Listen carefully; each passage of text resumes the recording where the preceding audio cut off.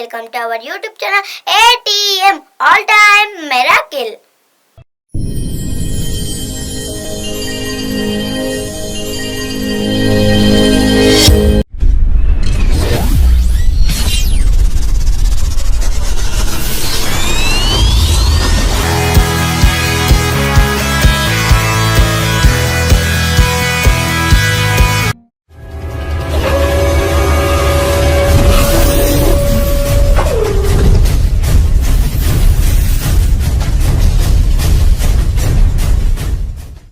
దేవునికి స్తోత్రాలు. మీ అందరికీ నిండు వందనాలు.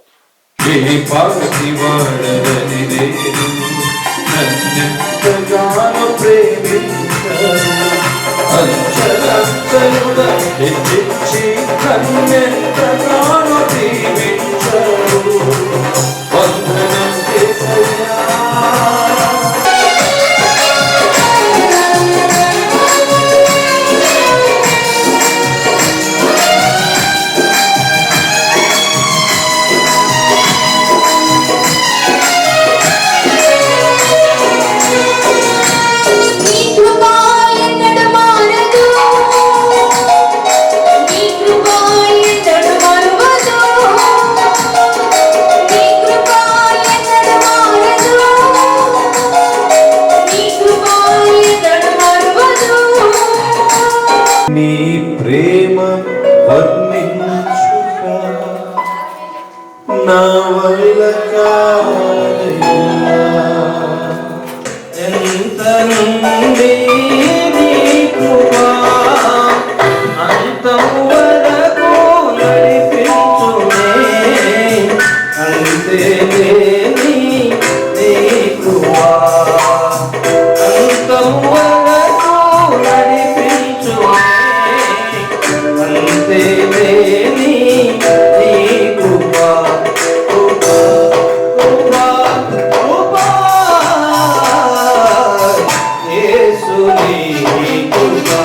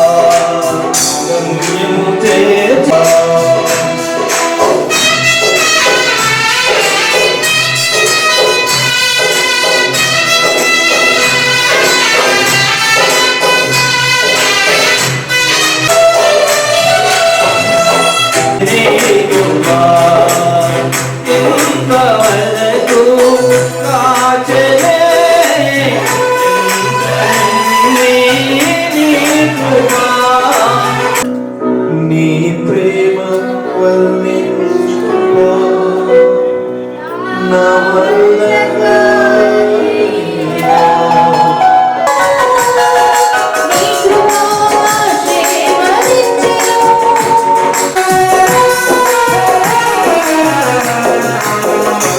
రాజు రెక్కలపై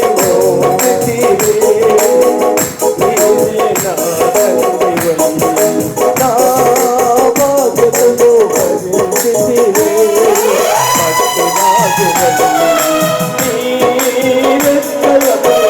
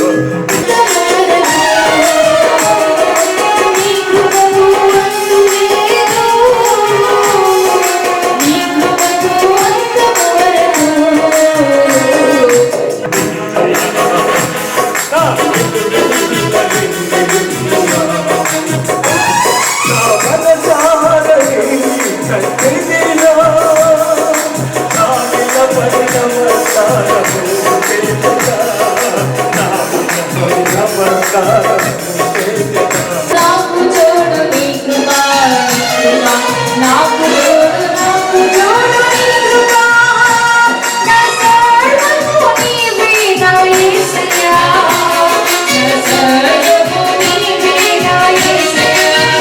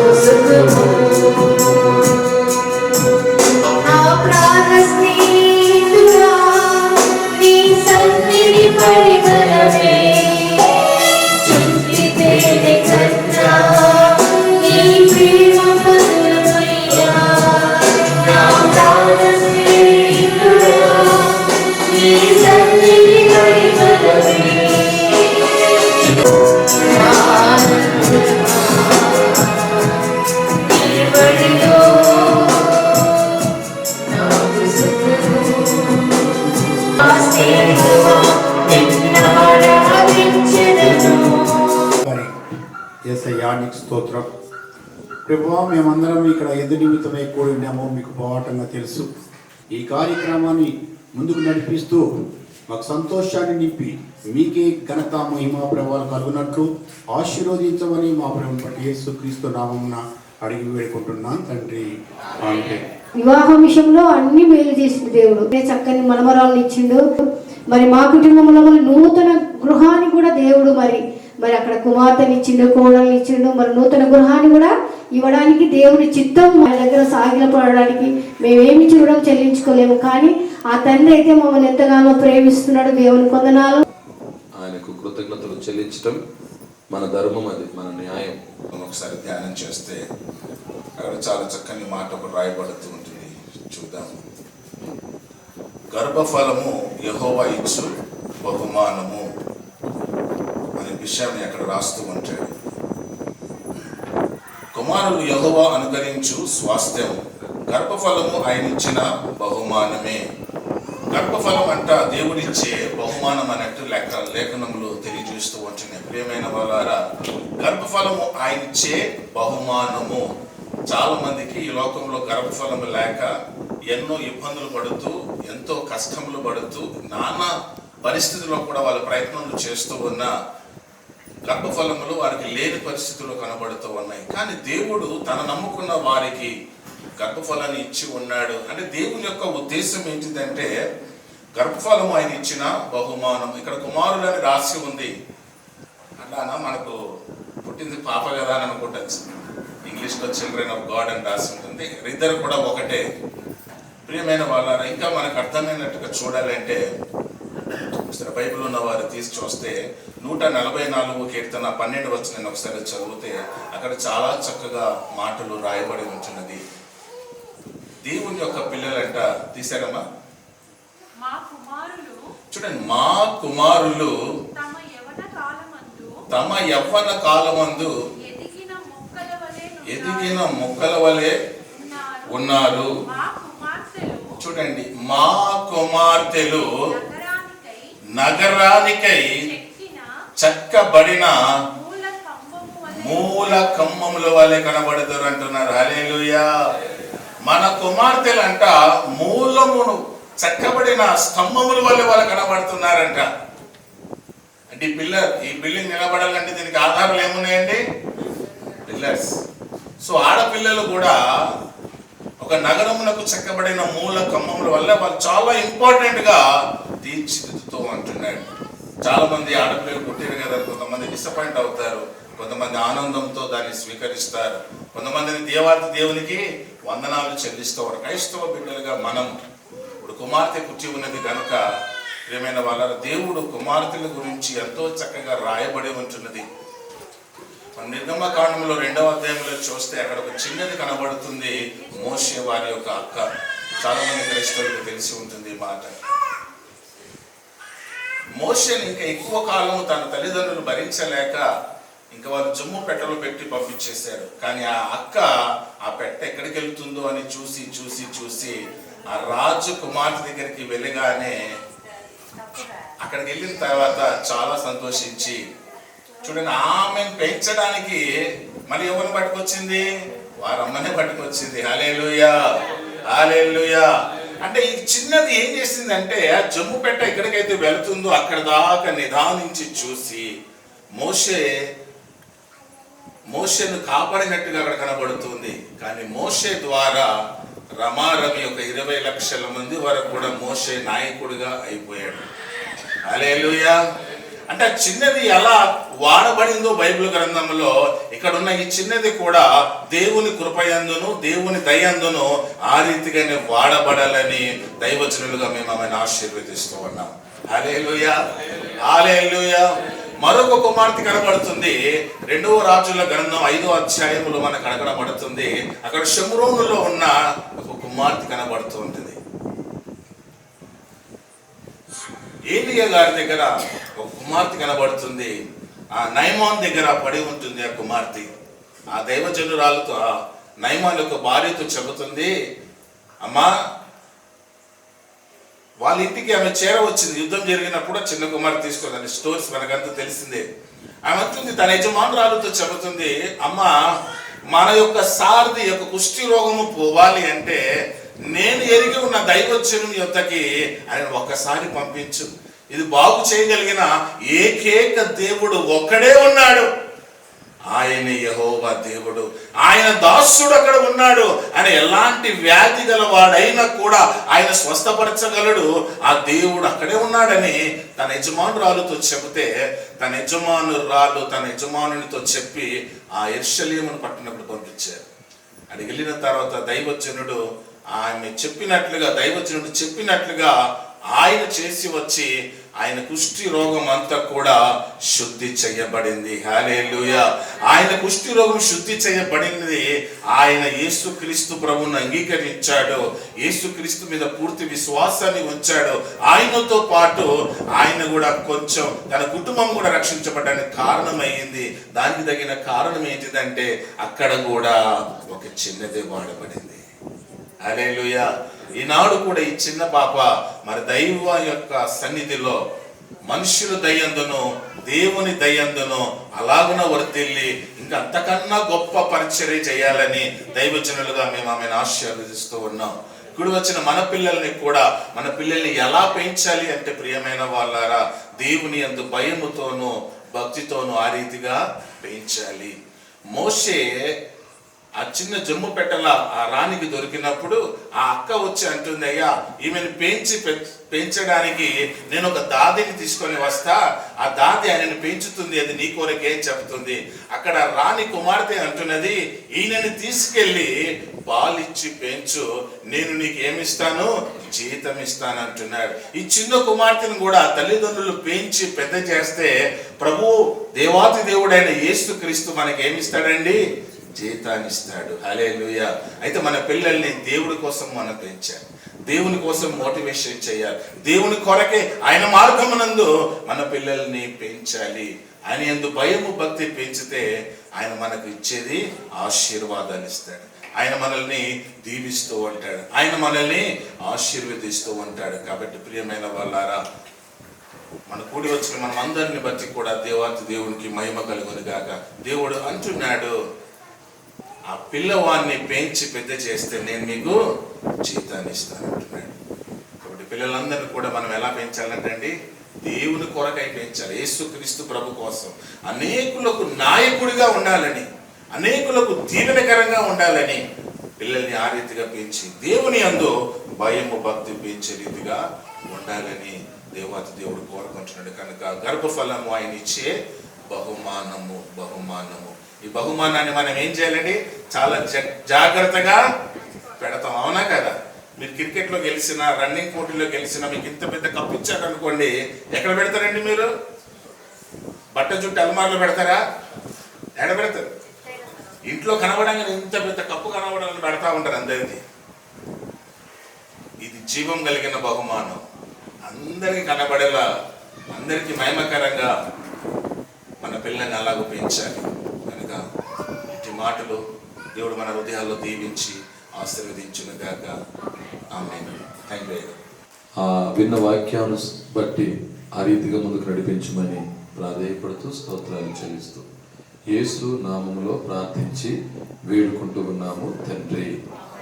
ఆమేన్. పిల్ల కనబడతలేదు. నానమ్మ కొనుక్కొచ్చి లిఫ్ట్ ఇవ్వ కోసం చేయించినాం మేము.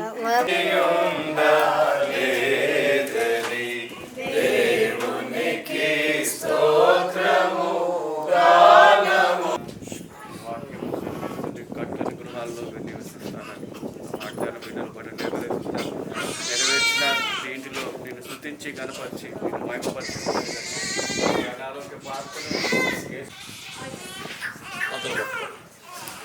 దేవుడు మరి కుటుంబాన్ని ప్రేమించి ఇచ్చినటువంటి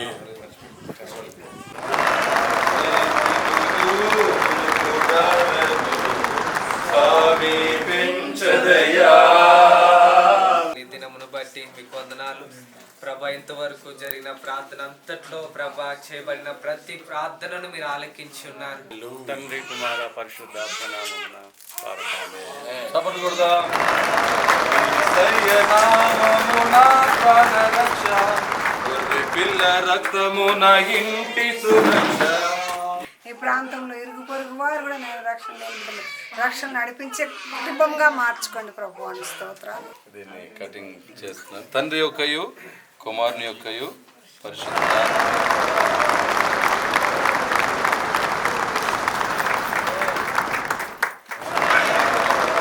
యేసేన పరిహారి ప్రియ యేసేన పరిహారి.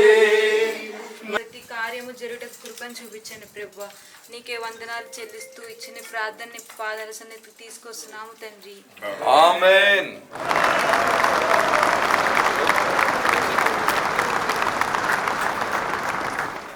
చేసిన ఉపకారములకు నేనేమి చెల్లింతును.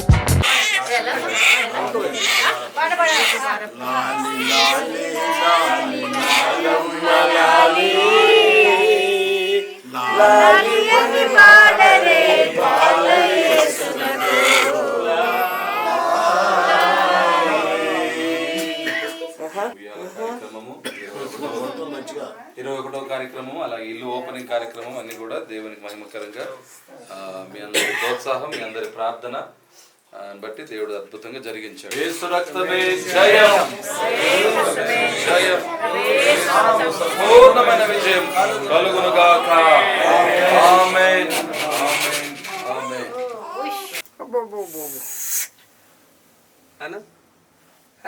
అబ్బా